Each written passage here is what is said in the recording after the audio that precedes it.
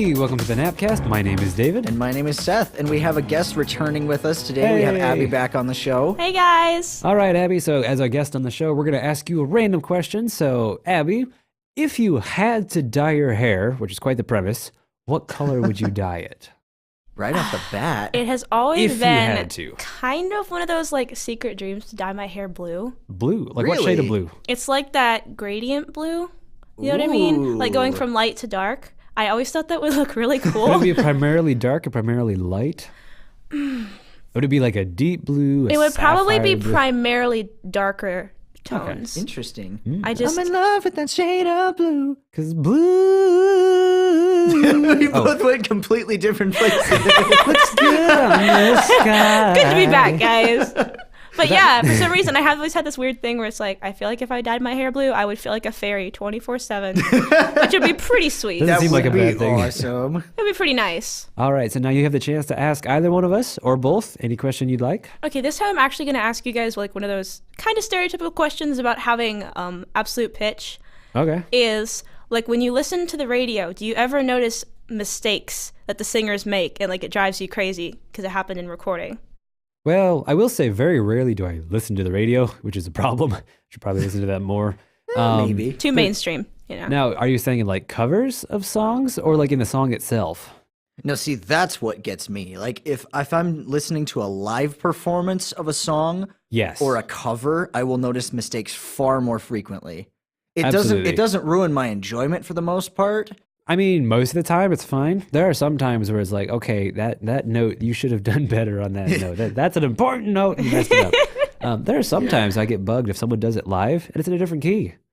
Because some Sometimes. people perform it in a different key than they recorded it in. Yep. Now, sometimes when they perform it, it's actually a better key and I like it better. Oh, yeah. But more often than not, whatever the original recording is, when I listen to that, I like that one better. I'm more familiar with that one. And then when I hear them do it live, they just did it wrong. Well, you know? yeah, it breaks your expectations of what the key is supposed to sound It changes like. the mood of the song, unfortunately. Sometimes it does. I mean, certain keys lend themselves more towards certain emotions. Definitely. Does And that if, like- answer your question? Kind of, yeah. And I also feel like if you're going to record a song in a key, why would you record it in a key that you're not going to sing live? Maybe if you can't hit it live, you only do it Maybe. once in the studio and you'd rather do it that way. I don't know. Maybe. I mean, that might be it.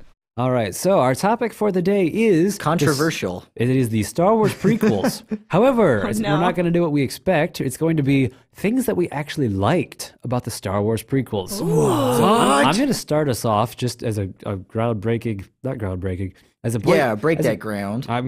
Give me a spoon quick and I'm going to... references. All right, so just to start things off, episode 3, the fight scene between Obi-Wan and Anakin, my favorite part of that is the music. I'm gonna have to go with the music from that part. You know this? I forget. It's not Duel of the Fates. It's the other one. Battle of the Heroes. Battle of the Is Heroes? the name of that. I really particular like track. that song. I mean, John Williams is amazing. He does really Yes, this is John Williams. well. And despite the fight kind of going on a little long and sometimes seeming cheesy, the music is really, really good. Yes. And I like that. I mean, that's one thing I just really like. The score mean, for that's- Star Wars is really good. That's one It thing is. that all of the Star Wars movies, well, most of them, I should say, have done really well. Is having a is good the soundtrack. music. Which one hasn't? Or was that Rogue One? That was Rogue One. I felt, and Episode 7 were both a little bit bland as far as Okay. soundtracks go, but That's that's true. not what we're talking about. Right. we don't want to Sure. get you started on episode 7. We're just Yeah. not Oh, we gonna did do that on That's a different another episode. Yeah, so jumping back, so episode 3, I really like the music of the fight scene, though I really like the music of the entirety of it, because John Williams is amazing. So amazing. One of my favorite moments in Episode 3 is the fact that Han Solo was proven right, darn it. In which part? The very first line, well, one of the very first lines that Han Solo says in A New Hope is, "Hokey religions and ancient weapons are no match for a good blaster at your side." And then that's proved in Episode 3 when Obi-Wan shoots Grievous. But then he says, so uncivilized, and tosses Yeah, the blaster exactly. He aside. immediately insults it after using But it. I don't actually know. I originally thought he was insulting the blaster, but maybe he was talking about Grievous himself, running away from the Maybe. fights and Either everything. one. So I'm Maybe. still not sure, to be honest. I just liked that. But that is a cool scene, too. I'm not sure if they meant to include it like that, but either way they did. And so that's one of my favorite moments from Episode 3. I do like that, where Grievous comes out and he's got like these forearms, they're flailing around, and Obi-Wan just stands there and takes off 2 of his hands right away, and then shoots him later. That's actually, I really like that fight scene. Yeah. as That is well. a good fight scene. It's a good moment there. I'm trying to think of a moment from episode 2 that I'd be like, it's been a while since I've seen it. I got to think. That was Anakin was younger, but he wasn't the little kid. Isn't Yeah. that the entire episode where like the Anakin and Padme romance really happened? that's I right. remember Yeah. just hating that so much. But we're not going to talk about what we hate. Okay, That's one not of what we're my here for. actually talking about that scene. One of my favorite moments in episode 2 comes from a comic book based Ooh. around the Star Wars films. So, rabbit trailing slightly. There's a play that someone wrote called Rosencrantz and Guildenstern Are Dead. Yes, And it's I know based, that one. it's based around two minor characters from Hamlet named Rosencrantz and Guildenstern. Who die? Yeah. Surprise, yeah, surprise. yeah. Yep. Shakespeare fan They over here. parodied that with a comic called Tag and Bink Are Dead, which is two minor characters from they just show up in like the A Clone New Wars or Hope. something? They should actually show up in A New Hope. Oh, And then they end up dying on the second Death Star at the end of episode 6. But they did a prequel to that where Tag and Bink are Jedi apprentices that accidentally get stuck with Anakin when he's no. on Naboo. And so Anakin is like talking to them and he's like, yeah, I really like this girl, but I don't know how to tell her that. And so they like write out all these things that he should tell Padme. And then it cuts to the scene of them afterwards. And they're like, what did you do? She's like, sorry, I just got flustered. I couldn't think of anything. And then one of I them just is like, sand. oh, come on. I don't like sand. What kind of a line is that? It's the best thing. That's one way to Beautiful. salvage that, to be I honest. know. It just made that scene so much better. That is fantastic. Speaking of like extra material relating right directly to those movies, you've read by Matthew Stover, I believe it was, the book version of episode 3, Oh, yes. where he basically tells the story of episode 3 as it was portrayed in the movie, but he makes it a book. So he adds different things like what the characters were thinking. He adds these descriptions and different things like that. It fills in the middle of the story with like extra content directly for the reader. Well, talking about that, actually, my favorite moment from that book is every so often he'll go into like, this is what it feels to be Yes. whatever character right now. It's usually Anakin Skywalker. Yeah, for the other characters, he always does. This is how it feels to be Mace Windu, or this is how it feels to be Obi-Wan, or something like that. I mean, he's a meadow with light shining in it, while Anakin's a Stormcloud, or whatever. Yeah. But then for Anakin's always, this is how it feels to be Anakin right now. Yeah. And then this is how it feels to be Anakin and Obi-Wan, and then Anakin right now, and then at the very end, when he's finally Darth Vader, this is how it feels to be Anakin forever. Forever. And Yeah. it's so cool. I wish they would've done that. Novelizations of movies like that are always great because they give you kind of a peek inside of the character's head that you don't always get from Yeah, the film. If And it's I've- well done, then If it's well done, True. it can And I've- be done incorrectly and then it's super it's cringy. terrible. Yeah. But I felt like this novelization was actually done pretty well. It was. I enjoyed reading it, and it makes me that like when I watch episode 3 now, I'm thinking more of how things were in the book, which are still the same story, but like how things were like described in the book and like the inner thought processes of people Yeah. and those sections that you mentioned, like this is how it feels. Mm-hmm. I think of that, and it makes episode 3 better for me. Like Yeah, I enjoy it really watching does. it. So that's why most of my favorite moments come from episode 3 is because of that book, to be honest. so mine won't sound quite as maybe informed as yours is. That's I know okay. less about the extended universe, but I remember I watched the Star Wars movies for the first time. I watched it episode 1 through episode 6. I did not Okay. watch it 4, 5, 6, and then 1, 2, 3. Interesting. Which I will probably get in trouble for, but I did. That's just the way I watched the progression. So I watched the progression of the story without knowing how it ended. Interesting. And so Which that could be an interesting way to. it like, was that a makes very things different. interesting That's way an to interesting process the whole thing perspective. because I knew that Anakin Skywalker would eventually become Darth Vader, but I didn't know how. Okay. And so it was a very strange progression. I almost in want to my meet head. someone who doesn't know anything about it and watches Anakin grow up just to see Yeah. from that perspective rather than knowing, oh, he's already Darth Vader. Oh, he's going to become Darth Vader. Why does he become Darth Vader? You know, that sort of thing. Like, see the whole story from start to finish. And I remember there are two moments in the movies and the prequels that really stuck with me. The first one was the fight scene between Qui-Gon and Obi-Wan and Darth Maul. Ooh, Which is a good that is fight a scene. good It was a fight really good scene. fight scene. It was like And the my music is first great. real immersion in the fight scenes of Star Wars. And I was like, this is amazing. And then So the episode whole 4 thing- rolls around. Yeah, but it just like, it pulled me in. That was one of the things that really pulled me into the universe.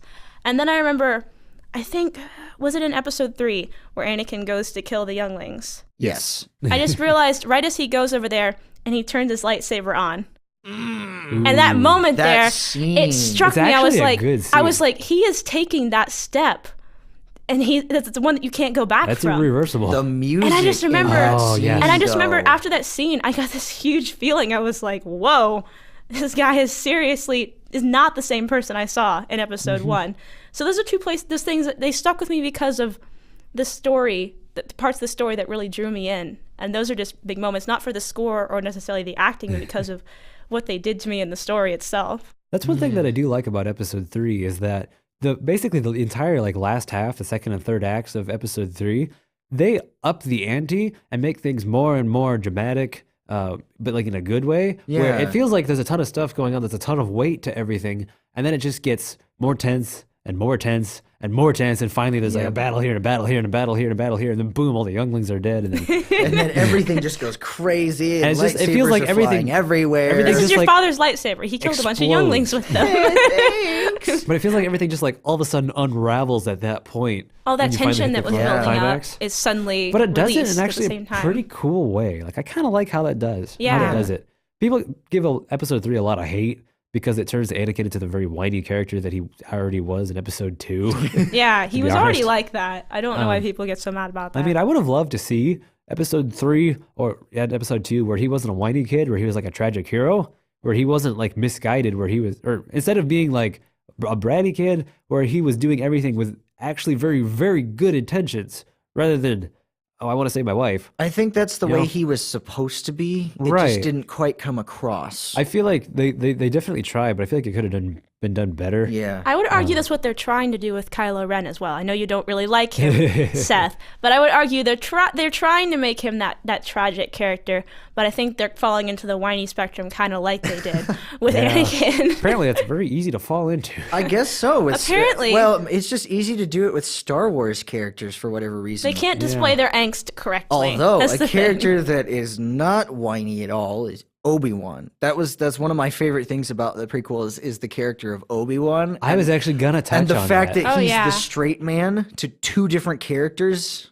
in sequence. But he does it well. In the He- sen- he in does the it sense that well. He's the guy that's like, wait, no, you got to think about this. Nope, wait, you got to Yeah. do There this. are Like- rules for a reason. Exactly. He plays the straight man to Qui-Gon in the first episode, and then after that, he plays the straight man to Anakin in 2 successive episodes, and it's just beautiful. And not only that, but He he, does can it quip. well. He can quip these little one-liners here and there, and we laugh Exactly. because they're good. I remember noticing that is that he went from having to deal with Qui-Gon to having to deal with Anakin, and I was like, this guy doesn't get a break. I know, it's Poor like, guy. what would have and then he had happened to deal if... with Luke. He had to deal with Luke. But he actually did well there, though. Okay, Luke was better. Luke wasn't quite as headstrong as Anakin or Qui-Gon. Yeah, Yeah. he was still kind of whiny though, at least at first. He was, but he turned out really well. He Especially turned out a in lot the better, books, which yeah. we're not supposed to touch on because that's a different episode as well.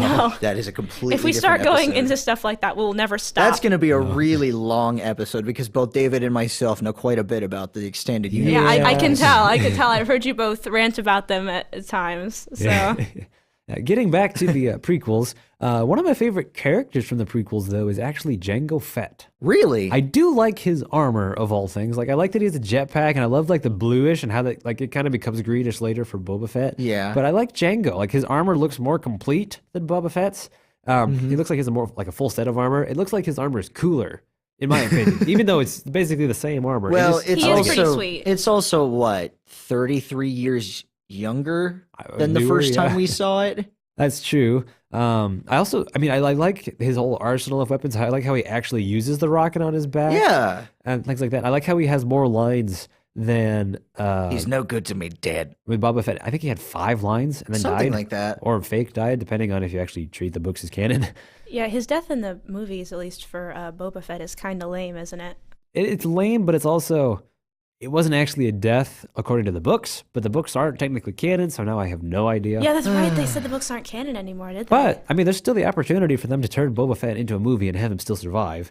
It would be the same as the book, which is a shame because I really liked that book. Yeah, that's a good book. But they still have the opportunity. They could be like, oh, he didn't actually die. And people complained for like, oh, they brought this character back. But to be fair, Star Wars has done that before with Darth Maul from the prequels, who was supposed to have died. People don't like characters to stay dead. Let's just be Apparently honest. not. That's true. Nobody which is- dies permanently. Which is why things like Game of Thrones are so shocking because it's like, Wait, oh, they this actually character died? actually died. and like they're staying dead. And they're Whoa. staying dead. Come That's to the think of other it, important part even of that. Qui-Gon, who actually does die, he still comes back and has like influence on the plot.